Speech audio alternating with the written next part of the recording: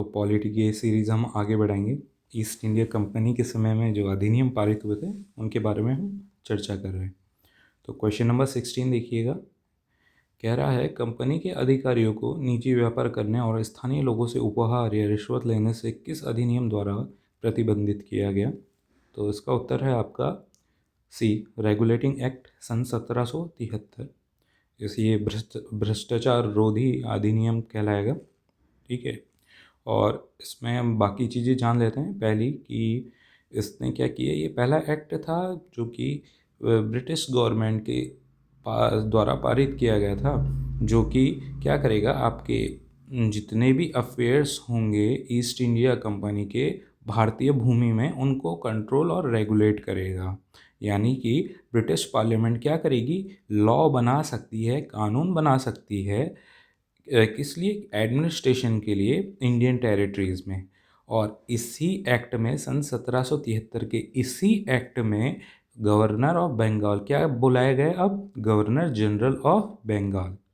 तो governor of Bengal क्या हो गए, गवर्नर जनरल ऑफ बंगाल। और इनके साथ इनके लिए एक एग्जीक्यूटिव काउंसिल को भी बनाया गया था, ताकि ये एग्जीक्यूटिव काउंसिल जो इनके अंडर में रहेगी, गवर्नर जनरल के अंडर में रहेगी, वो इनके काम में सहायता कर सके। इसमें क्या होगा, इसमें 4 लोग मेंबर होंगे, 4 लोग इसके सदस्य होंगे एग्जीक्यूटिव काउंसिल के, जो सन 1773 के रेगुलेटिंग एक्ट के द्वारा बनाया गया है। और फिर दूसरा क्वेश्चन इसमें ये आएगा सन 1773 के ही एक्ट में, कि इसके द्वारा पहले जो गवर्नर जनरल होंगे बंगाल के वो कौन होंगे। तो आपको नाम मालूम होना चाहिए, नाम होगा लॉर्ड वारन हेस्टिंग। और इसी एक्ट की वजह से सन 1774 में कलकत्ता में क्या किया गया, एक सुप्रीम कोर्ट एस्टैब्लिश किया गया था। और इसमें एक क्वेश्चन और ये बनेगा आपका कि पहले मुख्य न्यायाधीश कौन होंगे। तो पहले जो चीफ जस्टिस होंगे, फर्स्ट चीफ जस्टिस होंगे, मुख्य न्यायाधीश होंगे, वो कौन होंगे, तो आपके सर एलिजा एम्पे, ई नहीं, IMPHEY।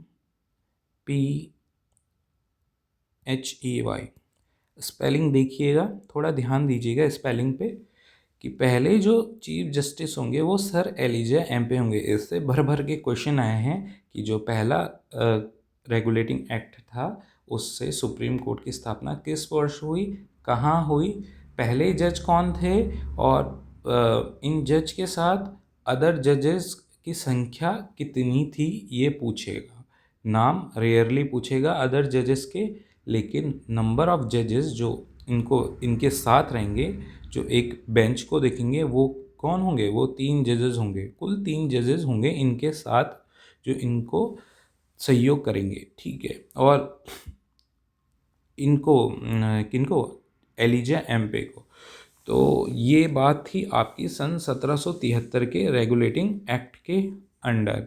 अब क्या होगा, अब आपने एक चीज़ और जान ली कि गवर्नर जनरल बंगाल का बना दिया गया। पहले क्या थे, ये गवर्नर ऑफ बंगाल। इससे क्या होगा, जो बॉम्बे और मद्रास प्रेसिडेंसी में गवर्नर बैठे होंगे वो इनसे ये इन दोनों से सुपीरियर हो जाएंगे। कौन, बंगाल के गवर्नर जनरल। तो ये पहले इंडिपेंडेंट थे, अब इनके अंडर में ये आ जाएंगे। इसके अलावा जो कोर्ट ऑफ डायरेक्टर होंगे जो इस्टेब्लिश किए जाएंगे इस रेगुलेटिंग एक्ट के अंडर में, वो क्या होंगे, वो सीधा सीधा जवाबदेही तय करेंगे और अपनी रिपोर्ट तलब करेंगे। कहाँ, ब्रिटिश गवर्नमेंट के अंडर में। ये बोर्ड ऑफ डायरेक्टर जो होंगे, ये आपका एक तो मिलिट्री के बारे में रिपोर्ट करेंगे, दूसरा आपके एडमिनिस्ट्रेशन के बारे में, मतलब जो सिविल अफेयर्स होंगे उनके बारे में ये चर्चा करेंगे या उनको रिपोर्ट तलब करेंगे ब्रिटिश पार्लियामेंट को या ब्रिटिश गवर्नमेंट को। और तीसरा, और जो सबसे इम्पोर्टेंट है, वो है रेवेन्यू के बारे में बताएंगे, भैया इस साल हमने कितने कमाया है, कितनी कमाई करी। तो बोर्ड ऑफ डायरेक्टर का भी ये इसमें योगदान ये रहेगा कि यहाँ से ये रिपोर्टिंग करते रहेंगे। तो इसमें बस इतनी ही चीज़ें थी जो चर्चा के लायक थी। बाकी अगला क्वेश्चन देखते हैं। अगला क्वेश्चन क्या कह रहा है कि किस चार्टर में चार्टर अधिनियम ने यह स्पष्ट किया कि कंपनी के क्षेत्र his his majesty his majesty his hairs and successors के भरोसे में रखे गए हैं। तो अब सीधा सीधा ऐसा लग रहा है कि क्राउन रूल की तरफ ये इशारा कर रहा है। तो ये तो नहीं होगा, पहला नहीं होगा। सीधा आप जाएंगे 1853 पे, तो 1853 इसका उत्तर होगा। यानी कि अब ब्रिटिश पार्लियामेंट सीधा सीधा नियंत्रण चाहेगी भारत के प्रशासन पर। भारत में जितना भी कामकाज होगा वो ब्रिटिश क्राउन के अंडर में अब होने वाला है। सीधा संकेत 1853 का अधिनियम देता है। आगे बढ़े, आगे क्वेश्चन है प्रश्न संख्या 18। कह रहा है किस अधिनियम ने भारत में ईसाई मिशनरियों को धार्मिक प्रचार की अनुमति दी? पहला पिट्स इंडिया एक्ट सन 1784, चार्टर एक्ट सन 1813। तो इसका उत्तर है 1813। हम ये शायद पहले भी डिस्कस कर चुके हैं। चार्टर एक्ट 1813 पहले के क्वेश्चनों में देखा। तो इसमें क्या किया था, धार्मिक प्रचार प्रसार के साथ साथ आपके स्कूलों के लिए भी जो मॉडर्न स्कूल सिस्टम था उसके लिए भी फंड दिया गया। लगभग 1 लाख रुपए का आपका फंड दिया गया था चार्टर एक्ट 1813 के अंडर में। अच्छा, इसी एक्ट में 1813 के इसी एक्ट में हम और चीज़ों पे चर्चा करते हैं। इसमें एक चीज़ आपको जो ध्यान देनी है, जो ईस्ट इंडिया कंपनी की मोनोपॉली थी यहाँ के ट्रेड में, उसको समाप्त करने की ओर अब कदम बढ़ाए जा रहे थे। चाय, साथ में चीन यानी कि चीन के साथ व्यापार में तो ईस्ट इंडिया कंपनी इन्वॉल्व रहेगी। उनके कोई राइट्स का हनन नहीं होगा। लेकिन अदर जो फील्ड्स होंगे चाय और चीन के साथ व्यापार के अलावा, उनमें बाकी अदर्स जो कंपनियां होंगी, जो ब्रिटिश शासन के अंडर में कंपनियां होंगी, उनको मौका दिया जाएगा भारत में व्यापार करने का। तो इनकी जो ट्रेड मोनोपोली थी उसको ख़त्म किया गया सन 1813 के चार्टर एक्ट के अंडर में। एक और चीज़ जो शायद ही कभी पूछे लेकिन आपको ध्यान में रखनी है, इसमें क्या होगा जब आपको मालूम है कि इनको दीवानी राइट और एडमिनिस्ट्रेशन के राइट दोनों ही अब लगभग प्राप्त हो चुके हैं। इनडायरेक्टली यही सब चीज़ें देख रही हैं ईस्ट इंडिया कंपनी, और ईस्ट इंडिया कंपनी के ऊपर ब्रिटेन की पार्लियामेंट बैठी हुई है। तो ईस्ट इंडिया कंपनी जो मुनाफा कमाएगी, एक तो अपना किससे, व्यापार से, एक तो व्यापार से मुनाफा कमाया जाएगा। दूसरा जो मुनाफा कमाया जाएगा वो कमाया जाएगा आपका, जो पैसा कमाया जाएगा वो आपका कमाया जाएगा टैक्स कलेक्शन से। अब जो ये टैक्स कलेक्शन होगा ये व्यापार के तौर पे किया गया मुनाफा तो नहीं होगा, तो इसको और इसको अलग रखा जाएगा। यानी कि आपका जो कॉमर्शियल अकाउंट होगा, यानी कि जो व्यापारिक जो अकाउंट होंगे वो अलग रखे जाएंगे, और जो आपके टेरिटोरियल अकाउंट या रेवेन्यू जो जनरेट होगा टेरिटरी से, यानी कि टैक्स कलेक्शन, किसानों से टैक्स लेना या व्यापारियों से टैक्स लेना, वो अलग रखा जाएगा, वो अकाउंट अलग रखा जाएगा, वो रेवेन्यू अलग रखा जाएगा। इसमें इस बात का भी प्रावधान था, इसको ध्यान रखिएगा। अगर आगे बढ़ें, आगे देखें प्रश्न संख्या 19। तो 19 कह रहा है किस अधिनियम द्वारा गवर्नर जनरल की परिषद में सदस्यों की संख्या 4 से घटाकर 3 कर दी गई? तो ये है पिट्स इंडिया एक्ट सन 1784। तो सन 1784 का पिट्स इंडिया एक्ट आपको मालूम होना चाहिए। तो इसमें क्या है ऐसा खास, आइए जानते हैं और डिटेल में इसको जानेंगे। इसको लाया क्यों गया था सन 1784 का? अभी तो हाल ही में सन 1773 में एक एक्ट लाया गया था, ऊपर देखिए रेगुलेटिंग एक्ट। तो इसको लाने की क्या ज़रूरत थी? देखिए इसमें थोड़ा सा खामियां थी, उनको सुधारने के लिए यहाँ पर क्या किया गया, सन 1784 का एक्ट लाया गया। तो रेक्टिफाई करना चाहिए था किसको, सन 1783 का। तो पहला की पॉइंट है इसको रेक्टिफाई करना, सन 1773 के रेगुलेटिंग एक्ट को। अब क्या होगा, अब होगा जो कोर्ट ऑफ डायरेक्टर होगा और जो बोर्ड ऑफ कंट्रोल होगा, उनके काम अलग अलग किए जाएंगे। तो क्या ऐसे काम होंगे जो अलग किए जाएंगे?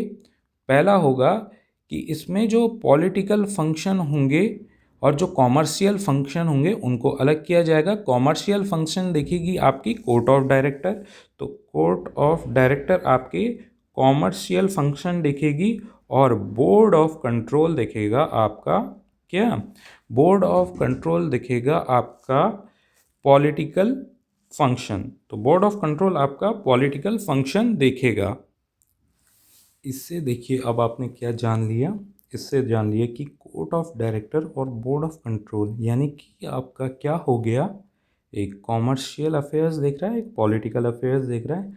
तो आपको ड्यूअल गवर्नमेंट की छवि देखने को यहाँ मिलेगी। तो डबल गवर्नमेंट या ड्यूअल गवर्नमेंट जैसा आपको यहाँ पर कुछ देखने को मिल रहा है। अब इनमें देखिए कि इनमें कौन ज़्यादा पावरफुल होगा, क्या वो कोर्ट ऑफ डायरेक्टर होगा या बोर्ड ऑफ कंट्रोल होगा जो पॉलिटिकल अफेयर्स देखेगा, या कॉमर्शियल अफेयर।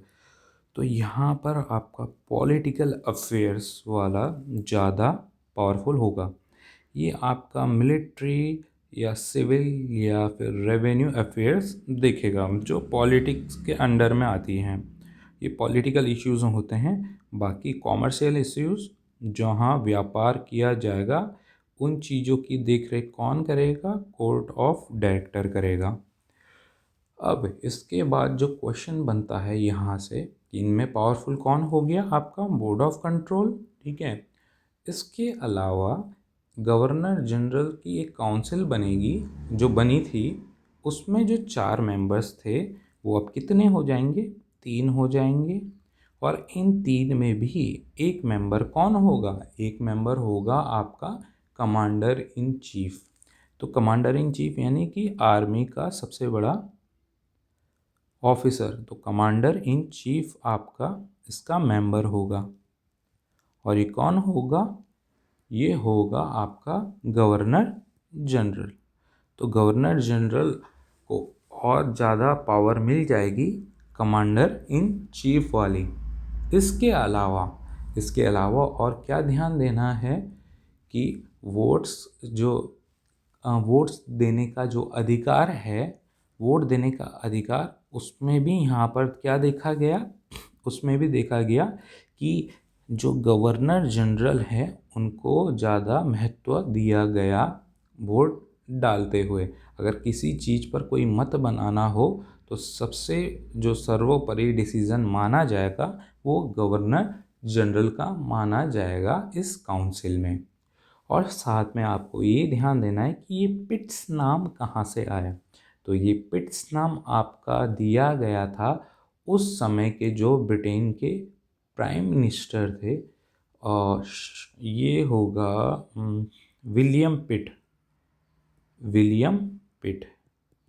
अभी आपको यहाँ पर सन 1784 के पास में दिखेंगे विलियम पिट। ऐसे ही सन 1773 में आपको दिखेंगे लॉर्ड नॉर्थ।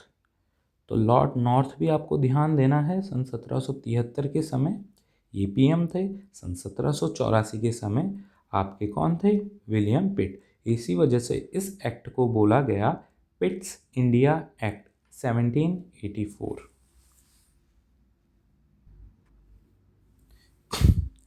आगे बढ़े। आगे क्वेश्चन है, किस अधिनियम ने यह प्रावधान किया कि बोर्ड ऑफ कंट्रोल के सदस्यों और उनके कर्मचारियों का वेतन भारतीय राजस्व से दिया जाएगा। यानी कि अब खूब लूट मचेगी, अब तो अफसरों का पैसा भी भारतीयों से लिया जाएगा।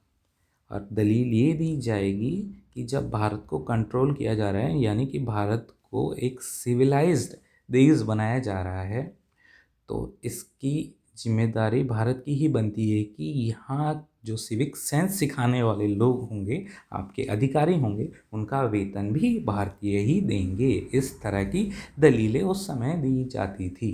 तो प्रश्न संख्या 20 का उत्तर क्या होगा?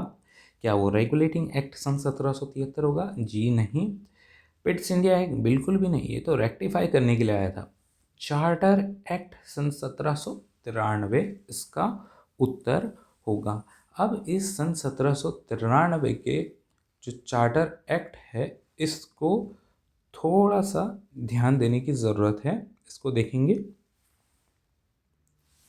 इसमें जो आपको सबसे मेन जो चीज़ याद रखनी है वो ये है कि अब एक तो मैंने बताया कि सैलरी इससे दी जाएंगी, किससे? जो ईस्ट इंडिया कंपनी मुनाफे कमाएगी, यहाँ रेवेन्यू मतलब जो भी आपका कॉमर्शियल अफेयर्स होंगे, ईस्ट इंडिया कंपनी के जो भी रेवेन्यू जनरेट किया जाएगा, ठीक है, उससे जो भी पैसा आएगा उसी से आपके वेतन दिए जाएंगे। दूसरी एक और बात, जब यहाँ पर सन 1784 में 4 से 3 कर दी थी काउंसिल में सदस्यों की संख्या, तो इसने एक और कदम आगे बढ़ाते हुए इसी में ही 93 वाले में क्या किया गया, क्या बोला गया, ये कहा गया कि अगर ऐसा हो कि गवर्नर जनरल का कोई डिसीज़न है, गवर्नर जनरल उसमें पॉजिटिव रिस्पांस दे रहा है, बाकी जो मेंबर्स हैं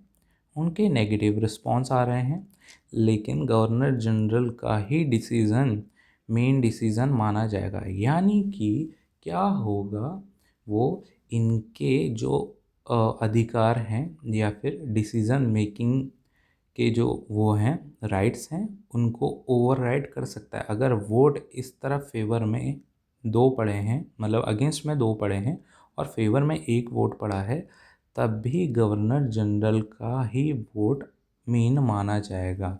यानी कि इसने और ज़्यादा पावरफुल पोजीशन बना दी गवर्नर जनरल ऑफ बंगाल की।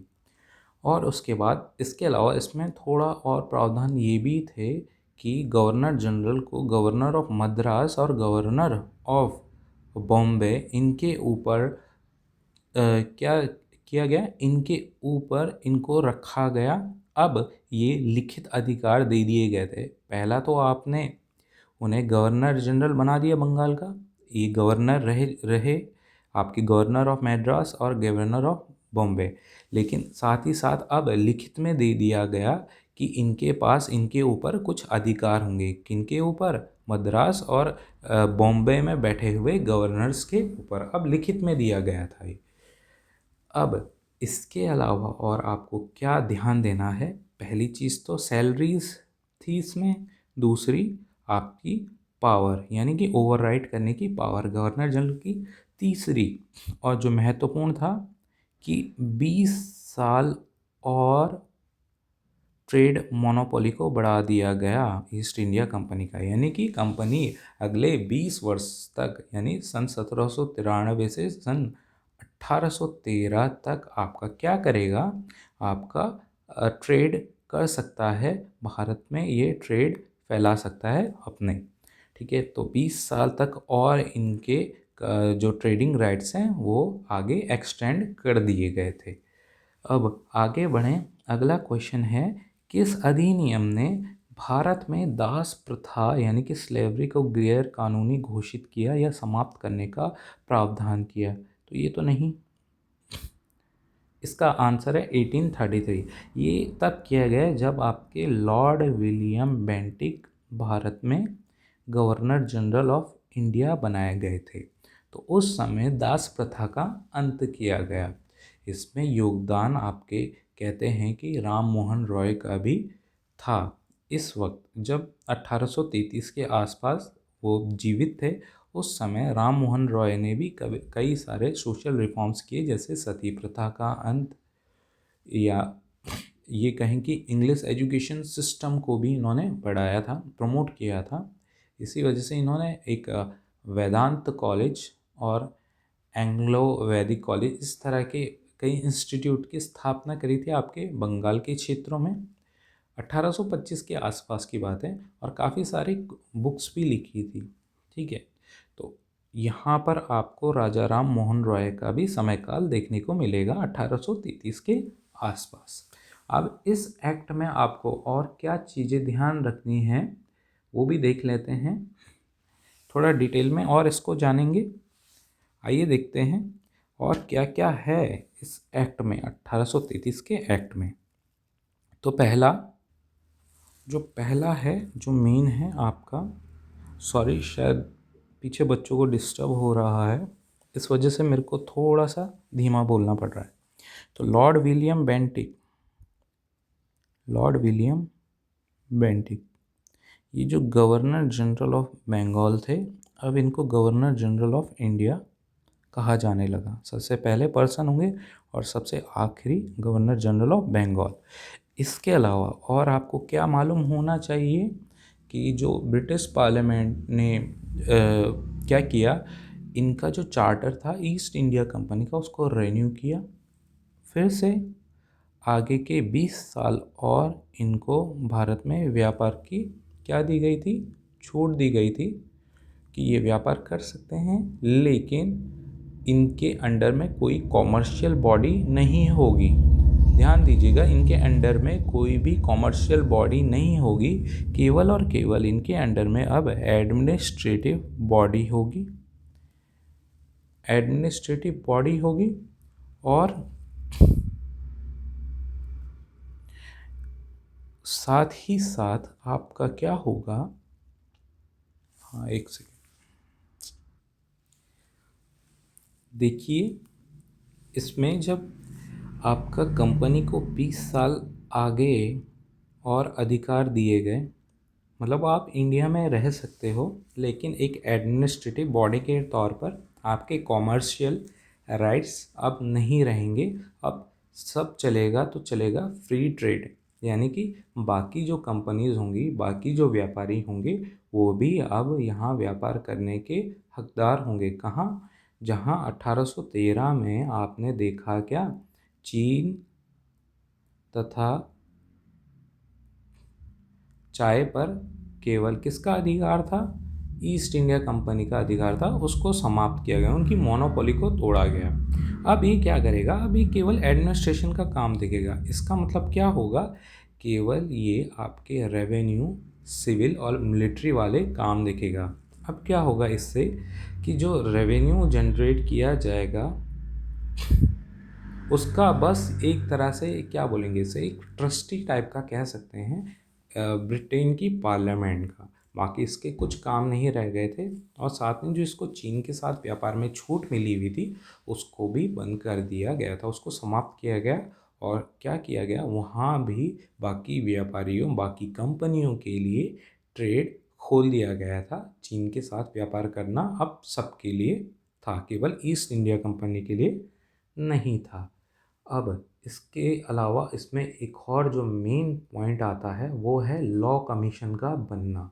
तो भारत में पहली बार आपका लॉ कमीशन बनाया गया, जिसके मेंबर कौन होंगे, चेयरमैन कौन होंगे, आपके लॉर्ड मैकाले। तो लॉर्ड मैकाले आपके फर्स्ट लॉ कमीशन के चेयरमैन होंगे। इसको थोड़ा सा रब कर लेता हूँ, एक खिचड़ी सी बन गई है। तो लॉ कमीशन के पहले मेंबर आपके लॉर्ड मैकाले होंगे, आप लिख लीजिए, ये होंगे आपके मैकाले, लॉर्ड मैकाले। इसके अलावा जो चीज़ आपको ध्यान रखनी है वो क्या ध्यान रखना है आपका, कि इसने दास प्रथा का अंत किया। तो दास प्रथा का अंत इस अधिनियम के तहत हुआ, और लास्ट में जाकर एक कानून बनाया गया 1843 में, जिससे ये पूरी तरह से समाप्त हुआ। एक और जो चीज़ आपको ध्यान रखनी है, एक तो ये दास प्रथा हो गई, और एक और चीज़, आपने सिविल सर्विसेज के बारे में तो जाना ही है, तो इसकी भी शुरुआत हो गई थी भारतीयों के लिए। यानी कि अब भारत के लोग भी, या भारतीय लिखूं तो ज़्यादा बढ़िया है, भारतीय भी अब सिविल सर्विसेज में जा सकते हैं, सिविल सर्विसेज में पार्टिसिपेट कर सकते हैं। अब कोई भेदभाव नहीं होगा रंग या जाति या धर्म के आधार पर अब ऐसा नहीं होगा कि भारतीयों को अलग रखा जाएगा, उन्हें पृथक किया जाएगा और उनको वंचित किया जाएगा। नहीं, अब ओपन कंपटीशन सिस्टम की शुरुआत करना इससे शुरू हो गया था 1833 के एक्ट से। लेकिन क्या होगा, ये तुरंत लागू नहीं हो पाई। क्यों? क्योंकि आपको जैसे मालूम है कोर्ट ऑफ डायरेक्टर हैं साथ में, और यहाँ पर आपको कौन मिलेंगे, लॉर्ड विलियम बेंटिंक। ये थोड़ा उदारवादी टाइप के इंसान थे। तो कोर्ट ऑफ डायरेक्टर में इनका पुरजोर विरोध होगा कि आप सिविल सर्विसेज में भारतीयों को कैसे ले सकते हैं। तो इसको स्थगित कर दिया गया था, इस डिसीज़न को। तो ये नहीं लिया गया था, लेकिन शुरुआत यहीं से ही मानी जाती है कि यहाँ से आपका क्या हुआ, इसकी शुरुआत हो गई थी। कहीं ना कहीं इनके माइंड में ये चलना शुरू हो गया था कि भारतीयों को भी लेना चाहिए प्रशासनिक कामों में। अब अगर आगे देखें, आगे बढ़ेंगे, क्वेश्चन नंबर 22 देखें। तो क्वेश्चन नंबर 22 कह रहा है कि इस चार्टर अधिनियम ने स्थानीय प्रतिनिधित्व को भारतीय विधान परिषद में पेश किया। तो ये आपका कल डिस्कस हो चुका था 1853, जहाँ पर 6 सदस्य होंगे। और इसमें देखो एक एक्स्ट्रा इन्फॉर्मेशन इसने क्या दी है कि इस अधिनियम ने 6 नए सदस्यों में से 4 की नियुक्ति बंगाल, बॉम्बे, मद्रास और आगरा की स्थानीय सरकारों द्वारा किए जाने का प्रावधान किया। बाकी जो 2 मेंबर होंगे वो कौन होंगे, कौन होंगे वो? तो ये आपके होंगे कमांडर इन चीफ और दूसरे गवर्नर ऑफ बंगाल।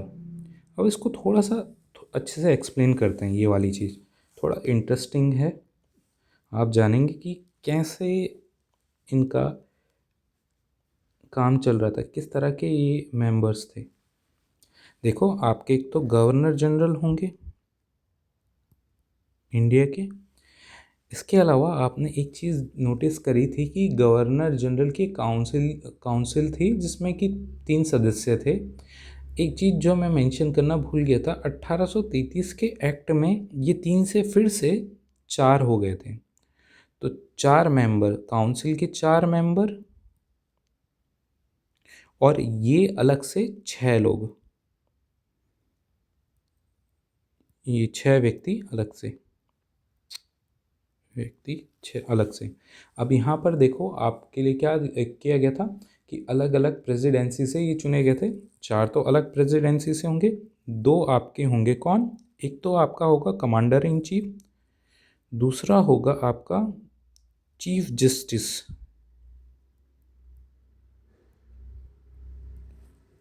ये चीफ जस्टिस ही होना चाहिए, हाँ ये चीफ जस्टिस होगा। माफ़ कीजिएगा, मैंने अभी शायद ये मेंशन किया कि एक शायद गवर्नर ऑफ बंगाल होगा। गवर्नर ऑफ बंगाल नहीं, आपके चीफ जस्टिस ऑफ कौन से, कलकत्ता के चीफ जस्टिस ऑफ कलकत्ता। तो 6 तो ये हो गए परिषद में, 4 काउंसिल के मेंबर और एक आपके कौन, गवर्नर जनरल ऑफ इंडिया। तो संरचना कुछ ऐसी थी, ठीक है। तो फिर इससे क्या होगा, ये होगी आपकी क्या, मिनी पार्लियामेंट, एक छोटी सी संसद। ब्रिटेन में तो बैठी है, यहाँ भी एक संसद बन गई जहाँ पे गवर्नर जनरल है, उसके नीचे आपके 4 काउंसिल के मेंबर होंगे और 6 अदर मेंबर होंगे आपके आगरा से, बंगाल से, ऐसे लिए जाएंगे। 4 वो हो गए आपके, 2 कौन होंगे, एक तो कमांडर इन चीफ होंगे और एक chief justice of Calcutta supreme court. तो ये आपका एक मिनी कॉन्स्टिट्यूशन हो गया। दूसरी एक बात और ध्यान देने वाली है, 1853 का ये एक्ट था, इसमें क्या किया गया, गवर्नर जनरल ऑफ बंगाल भी बनाया गया, गवर्नर ऑफ बंगाल, ठीक है। तो गवर्नर ऑफ बंगाल क्यों बनाया गया, आप आज के एग्जांपल से लेते हैं। मान लीजिए कि आपके प्राइम मिनिस्टर बने हैं कोई, जैसे प्राइम मिनिस्टर मोदी हैं। अब क्या होगा, ये अभी तक इससे पहले क्या थे, गुजरात के सीएम थे। अब क्या होगा, जब ये प्राइम मिनिस्टर का पद देखेंगे तो ये तब गुजरात के सीएम थोड़ी ना होंगे, इनको ये पद त्यागना पड़ेगा, क्योंकि फिर इनको आफत आएगी, प्रॉब्लम होगी। गुजरात का एडमिनिस्ट्रेशन देखने मतलब गुजरात में जो जितनी भी चीज़ें एडमिनिस्ट्रेशन वाले काम है उसको देखना या फिर पीएम के काम देखना। इस वजह से क्या होगा, गवर्नर जनरल ऑफ इंडिया अलग होगा। वो होंगे आपके कौन, उस समय कौन थे 1853 में, ये आपको बताना है। और दूसरा क्या, आपका गवर्नर ऑफ बंगाल फिर अलग पद बना दिया जाएगा, जिसको कि कौन अचीव नहीं करेगा, गवर्नर जनरल ऑफ इंडिया। ये अलग रहेगा ये पर्सन और ये अलग रहेगा, यानी कि गवर्नर ऑफ बंगाल आपका एक अलग पद बना दिया जाएगा। इसके अलावा और क्या चीज़ें 1853 के एक्ट में हो सकती हैं जो आपको ध्यान देनी चाहिए? इसमें जो था, हाँ, जो आपने कोर्ट ऑफ डायरेक्टर्स सुना होगा, कोर्ट ऑफ डायरेक्टर, इसके मेंबर्स कम किए गए थे। ये आई थिंक 24 से किए गए, 24 मेंबर हुआ करते थे पहले, फिर हाँ, फिर 18 हुए, 6 कम किए गए थे। तो 6 कम किए गए थे, फिर 18 हुए।